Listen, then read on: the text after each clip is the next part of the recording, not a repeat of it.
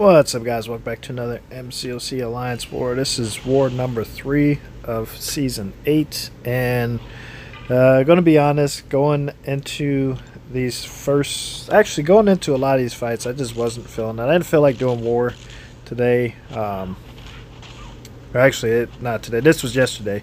But yeah, I wasn't feeling like doing war, but I had to clear my path, and it didn't help that I had to wait until like over half the war was over, a little over half the war was over, before I was able to finally do my first fight of the war. One of the things I really just hate about having nodes that are linked nodes, I think they should solely be on the final bosses, the was it the 5 mini bosses up there, and then the main boss.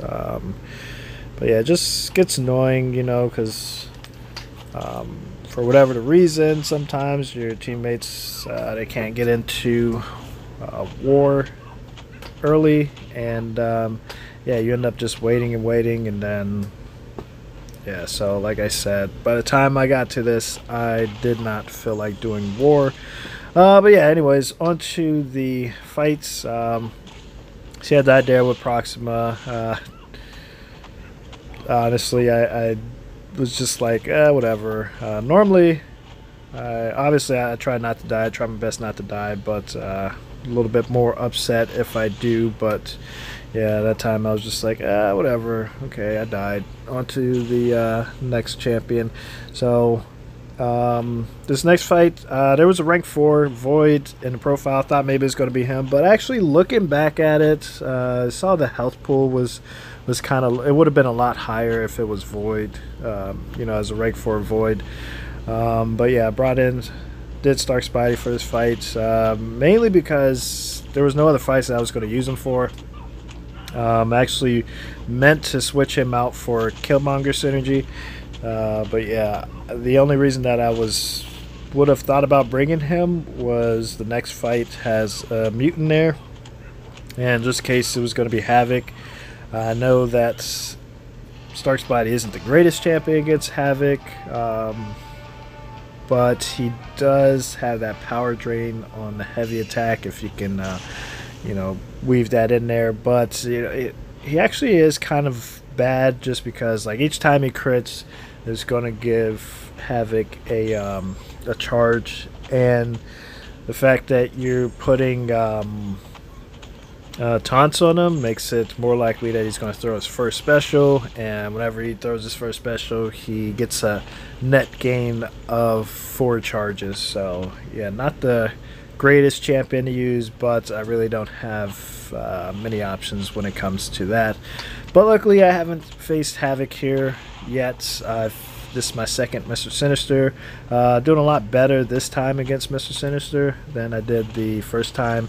I thought I was a little bit early on that L1 evade there, but I got away with it. But yeah, that was the main thing that was hurting me in the first one, is I mistimed a couple of L1s there. Got intercepted there, as you saw. But aside from that, I didn't take too much damage in this fight. And yeah, so looking at how much time is left, how much health is left on him, looks like I should be a little bit nervous, but I'm in Fear to Void, and with Void, my Void is now maxed out at 200, so it's pretty easy for me to cycle Fear to Void once I get into it.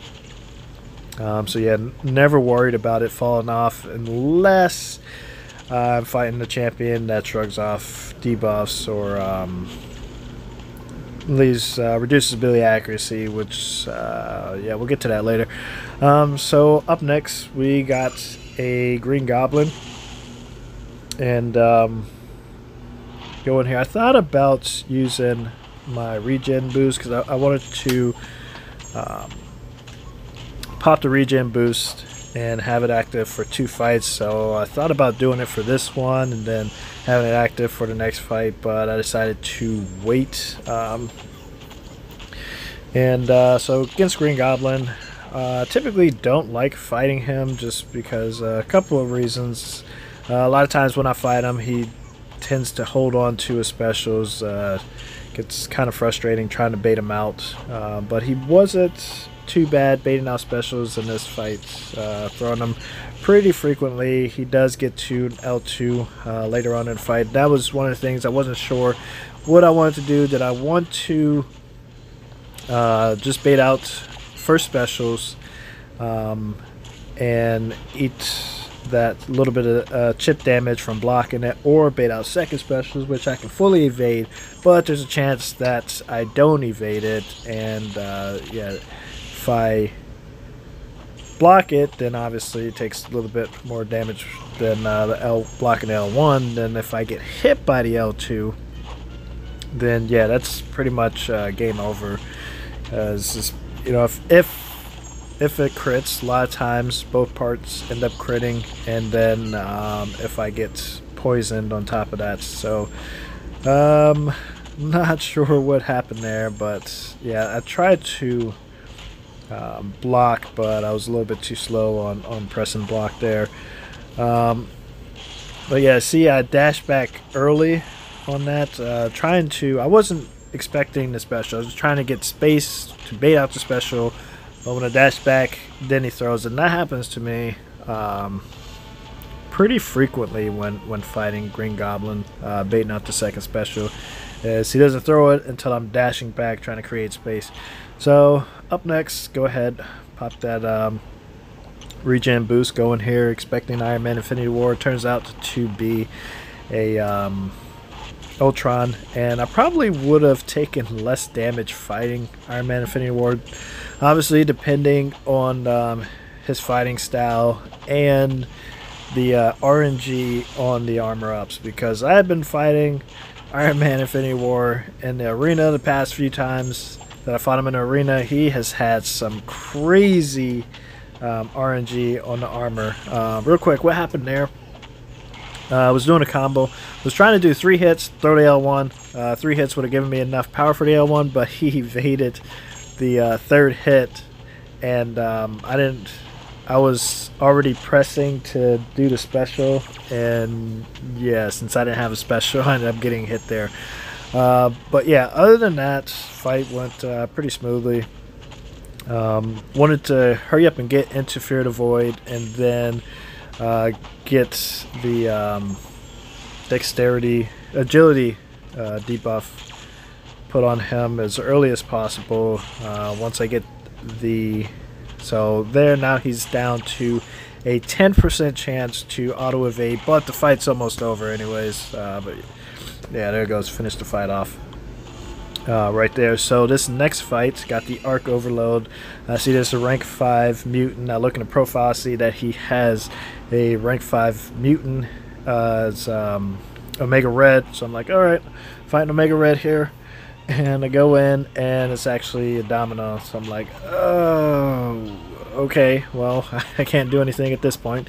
Because if it was Omega Red, the only issue that I have with him is baiting out specials and getting backed into the corner pretty easily, just because he tends to walk towards me a lot. I hate it.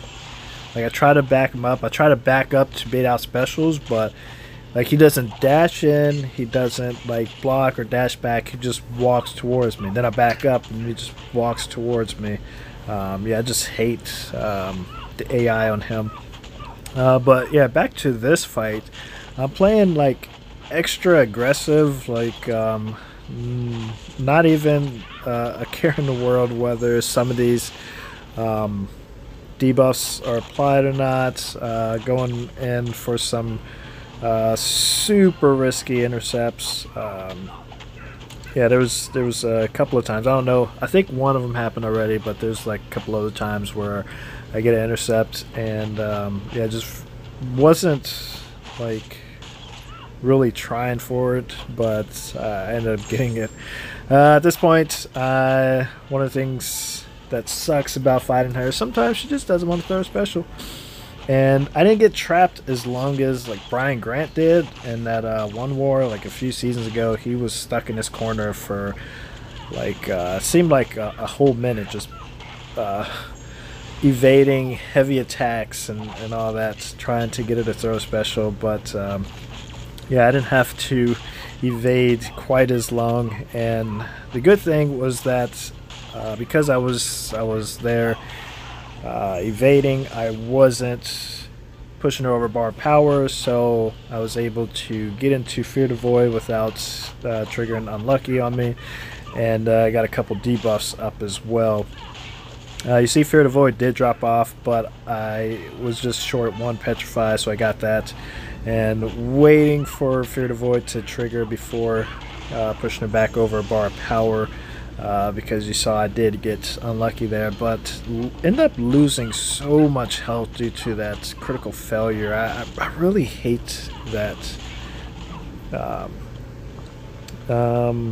Like, in my opinion, like, what they should have done with it is, instead of like only applied to if it would have triggered but the ability accuracy reduction made it not trigger, then apply to critical failure, not every time that something fails. Which, I guess for Void, all of his stuff is 100%, except for like I don't know if it's still triggering. Actually, I think it is still triggering on like what's the masteries, greater, like, was it strength, greater strength, something like that, to increase your attack. Like, I think it's still triggering on stuff like that, which is pretty annoying as well. But yeah, anyways, final fight for me this war, I did throw on a couple of level 4 health potions, and I did throw on power 1 start boots, just because I was hoping to get the Petrify on early, but I did not. I believe it's the last the last debuffs that apply are to Petrify, which sucked. But at this point, I knew that it was going to apply right there, so I was like, you know what, he's not going to power gain all too much, so not worried about it. Go ahead, try to bait out special, but you see he's not throwing it. I know he's about to start backing up again, but it doesn't matter. Got my second Petrify up, so now it's actually able to create some space, get away from the wall. Still waiting for him to throw the special. Finally throws it. I can attack into him, throw my L1, because I don't have to worry about him the strike back at this point. Gonna go ahead, throw my L1 again to make him lose just a little bit of power, and then parry and do the combo. I had the agility debuffs on him, so reduced his ability accuracy of the evade, so I knew he wasn't going to be able to evade there, and able to finish him off. 37 hits only, because yeah, just sitting around waiting for him to throw a special. But we did end up winning this war. We did miss one node, but still able to win this war. So starting off 2-1 this war, or this season, as opposed to 1-2 last season. So we'll see how the rest of the season goes. But yeah, anyways guys, thanks for watching. I'll see you in the next video. Take care.